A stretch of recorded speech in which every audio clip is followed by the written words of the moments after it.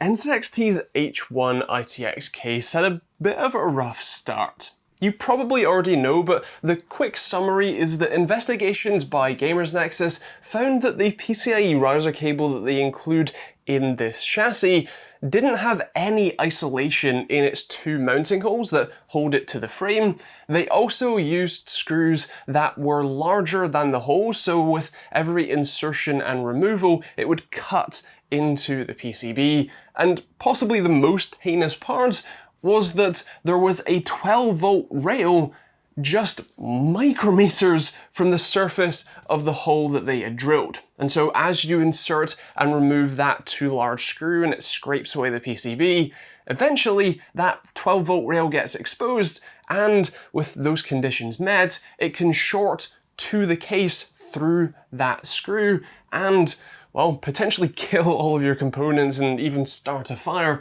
if you're not careful. Now, after some back and forth and some plastic screws, an official recall was made and NZXT replaced the riser cable in full. When they offered an H1 for me to check out, they were pretty clear in saying that it was the model with the new screws and riser cable. So I said yes, and here we are. Now, I don't normally review cases, but since this one is relatively small and a bit of a hot item, I suppose literally, I couldn't resist. But first, a message from this video sponsor, ASRock, and their brand new X570S PG Riptide. It features a fanless chipset heatsink, and of course, you get two of their Hyper M.2 slots and a reinforced steel slot for your GPU. It also features their Lightning gaming ports and killer E3100G 2.5GB LAN, as well as 10-phase DuctMOS power design, and even comes with their graphics card holder included free in the box. Check it out at the link in the description below. My time with the H1 was, I would say, mixed. And yes, I will be getting to the title in full in a second, but beyond that failure, my overall thoughts on, well, the product as a whole are, I'm just kind of torn on it. Let me explain. Building in a small form factor system, at least from my experience, can be pretty painstaking, because not only do you have to work out what parts actually fit in the case and fit with each other depending on the configuration, but you also have to build it, which can be small, fiddly, and just generally painstaking.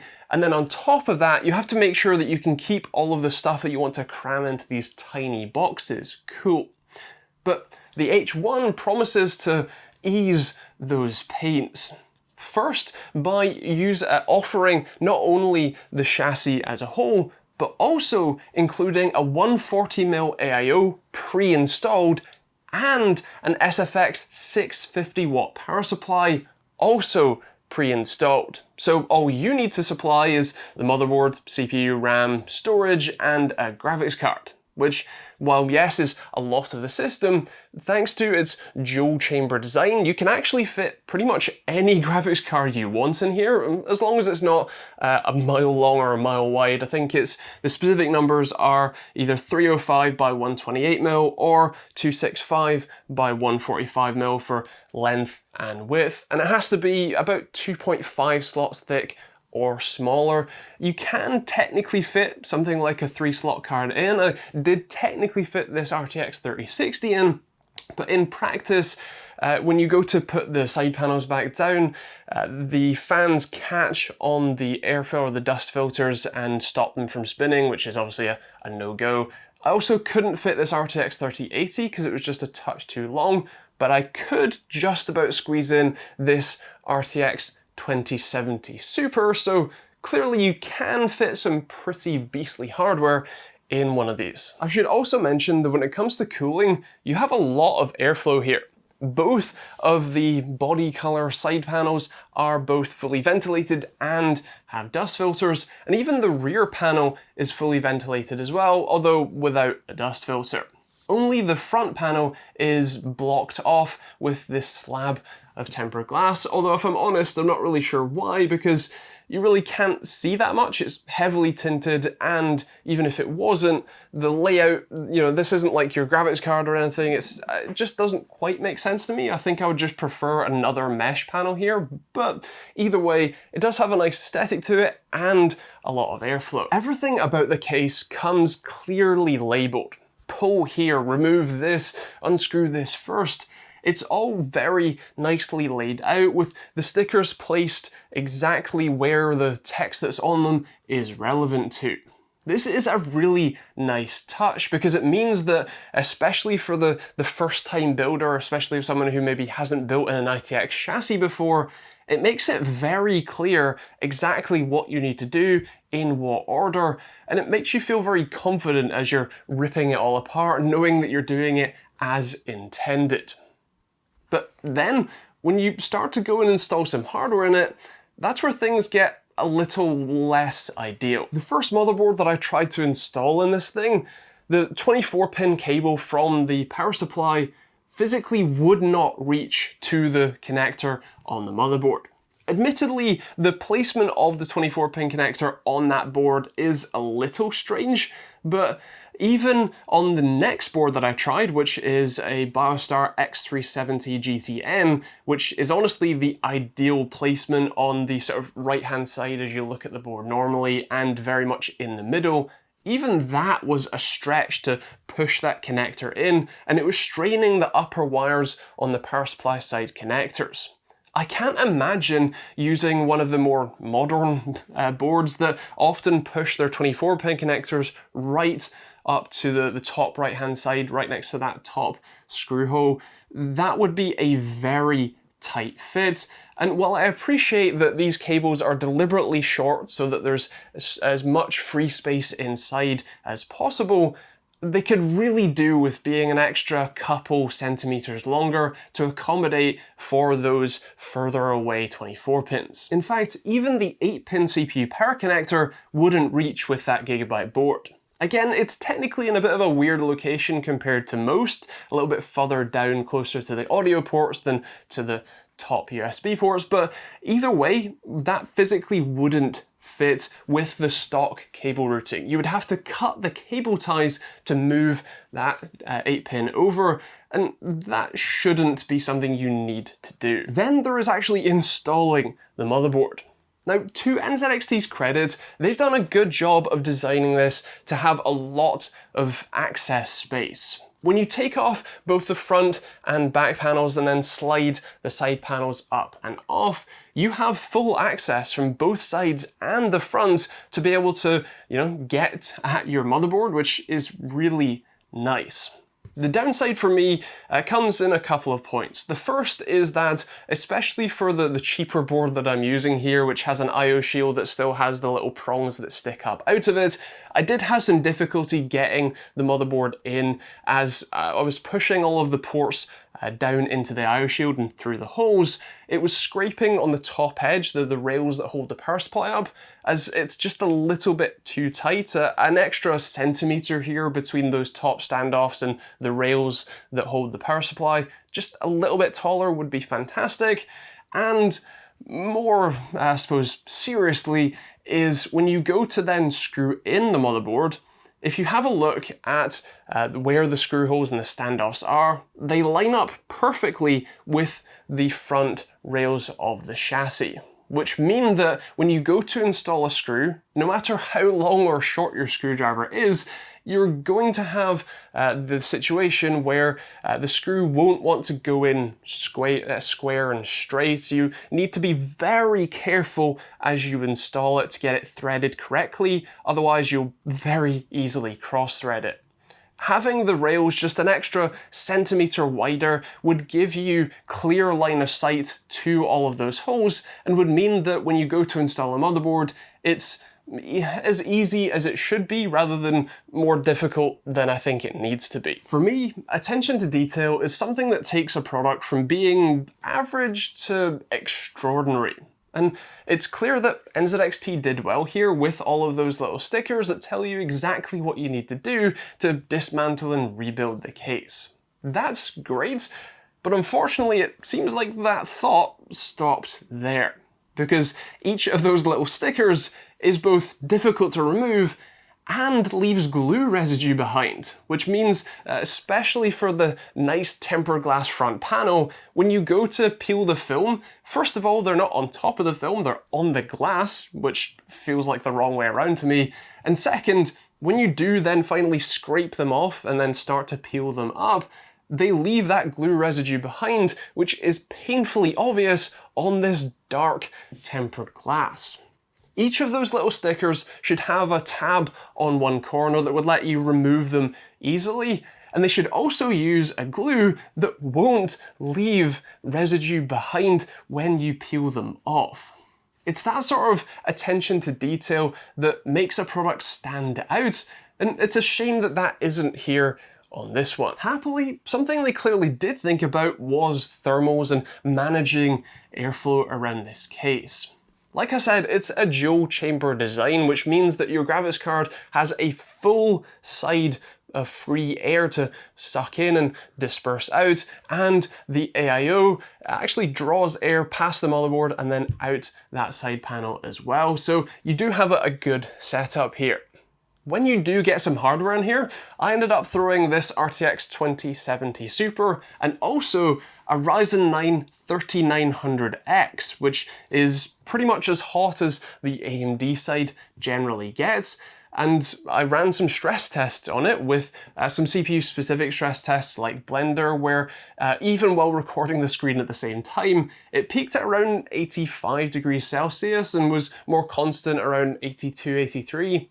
Which, while yes, is 5 or 10 degrees hotter than my usual test bench, first of all, that is a relatively open air and 280mm cooler, but more specifically, this is still plenty fine for keeping the CPU running at its maximum boost, and is certainly in the reasonable range. As for the GPU, even while gaming, playing a game like Cyberpunk, which is relatively intensive, the GPU basically just boosted itself as hard as it could up to about 80 degrees Celsius, which is pretty standard for that type of card.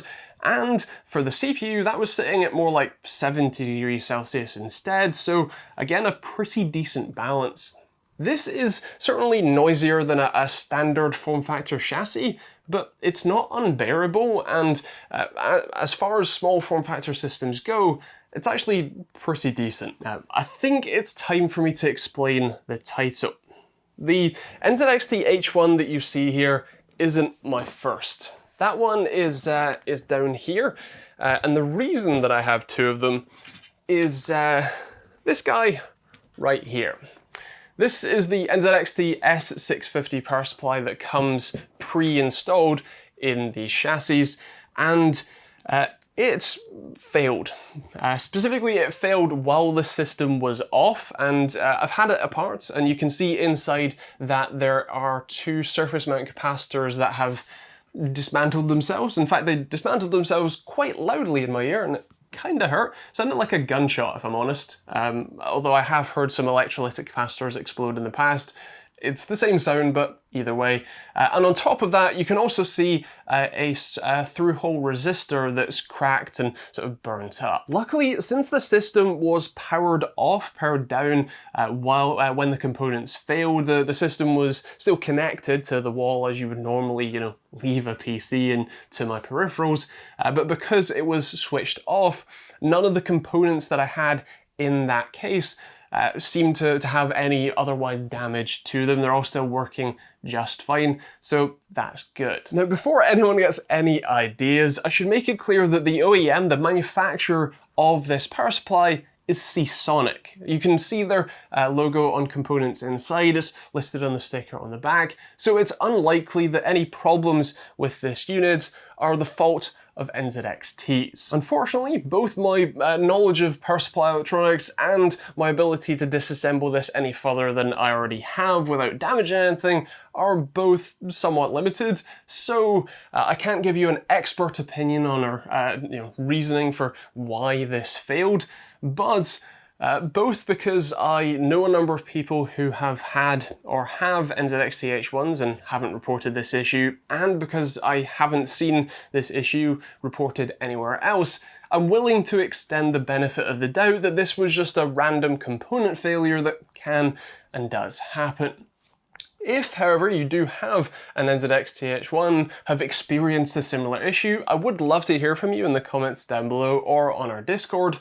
But for the time being, I would make my suggestion that this issue is an issue with this specific unit rather than a design flaw with the whole model. So the H1, is it a case worth buying? Is it worth the risk? Well, I don't normally swing for ITX builds, but if I was going to build one, I don't think that it's the worst option you could pick. I mean, it does deliver on the promise of easing the experience, at least somewhat, by including a well-suited 650 watt power supply and a 140mm AIO in the system pre-installed. That does make things easier, and its general compatibility with pretty much any graphics card that's reasonably sized, at least some motherboards, depending on your 24-pin compatibility. And even RAM modules, most of them seem to fit okay as long as they're not insanely tall. All of that is a pretty decent, proposition, if you like. The downside obviously comes in the building experience, as it's far from perfect, but again, I've also built in some other ITX chassis that are much worse, so again, you could do worse. You probably could do better as well, but on the whole, I think that it is a reasonable option. I would like to see a touch more space under the chassis, as that's where all of your I/O is, and specifically my DisplayPort cable had a pretty tight bend in it as it was curling out from under the frame, so a touch more space under there might be nice. But on the whole, like I said, while the building experience isn't perfect, it is a reasonable case, and assuming that my power supply issue is just this specific unit that had a component fail, I think that it is a decent shout. Price-wise, it may look expensive on the outset, comparing just case for another ITX case, but once you factor in a 140mm AIO and a 650 watt SFX power supply, it's pretty much on the money. So those are my thoughts, but I would love to hear yours in the comments down below. What do you think of NZXT's H1? Has the PCIe riser cable situation turned you off completely? Has my potential power supply issues done the same? Or is it something that you would still pick up yourself, or maybe you just don't fancy ITX cases? Feel free to let me know in those comments down below. Of course, if you want to pick up an H1, then I will leave a link to it in the description down below. That'll be an Amazon affiliate link that will take you to your local Amazon store where you can see pricing when and where you watch this. There is also a whole load of other links in the description you can check out, from merch or hoodies or t-shirts like this one, or a load of other cool designs. There's also affiliate links to places like Overclock UK if you're buying from there, or there's VPN options, Humble Bundle, Streamlabs OBS, and a whole load of other stuff. You can also hit that subscribe button to stay up to date on these videos, and of course the bell notification icon. And you can also check out that YouTube join button for access to our Money Mid Discord chat, sponsor-free videos, and some cool emojis to use in the comments and on our weekly live streams. You can also support on Patreon instead if you'd prefer, and there are a whole load of other videos on the end card you can check out as well if you want to keep watching. Otherwise, thank you for watching. If you have any questions, leave those in the comments down below. We'll see you all in the next video.